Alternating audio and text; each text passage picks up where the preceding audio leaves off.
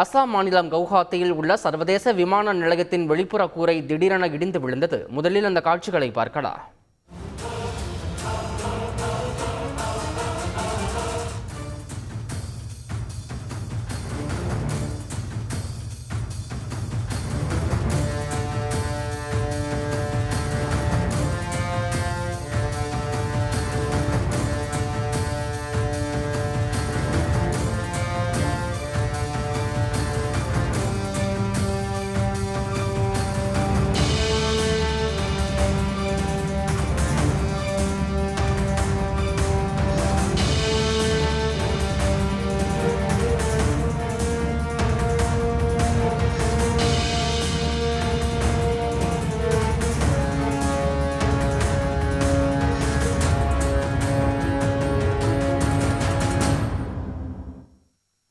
மேலும் இதன் பின்னணி என்ன என்பது பற்றி எமது செய்தியாளர் ராஜா வழங்கிட கேட்கலாம். ராஜா வணக்கம். இந்த விபத்து எப்படி ஏற்பட்டது? இதில் மக்கள் யாருக்கேனும் பாதிப்பு ஏற்பட்டிருக்கிறதா? இது தொடர்பான முழு விவரம் ராஜா.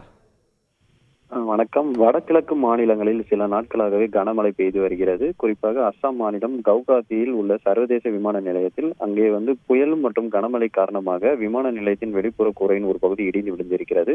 மேலும் முனைய கட்டிடத்திற்குள் தண்ணீர் புகுந்ததால் விமான நிலையத்துள் தண்ணீர் அதிக அளவில் நிரம்பி வழியும் காட்சிகள் வெளியே இருக்கிறது.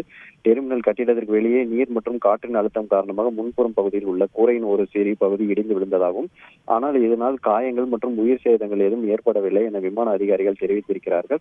மேலும் கனமழை காரணமாக விமான போக்குவரத்து பாதிக்கப்பட்டதாகவும், அங்கே சாலைகள் மரங்கள் வேரோடு சாய்ந்ததால் சாலை போக்குவரத்தும் சுமார் 30 நிமிடங்கள் பாதிக்கப்பட்டதாக கூறப்பட்டிருந்தது. இந்த சமூக வலைதளங்களில் பரவும் வீடியோக்களில் விமான நிலைய ஊழியர்கள் கட்டிடத்திற்குள் இருந்து அதிகப்படியான தண்ணீரை அகற்ற முயற்சியை காட்டியிருக்கிறார்கள். பயணிகளும் அவதிக்குள்ளாகும் வீடியோ காட்சிகள் சமூக வலைதளங்கள் வெளியாகி இருக்கிறது. விமான நிலையத்தின் செயல்பாடுகள் சுமார் 45 நிமிடங்கள் நிறுத்தப்பட்டன.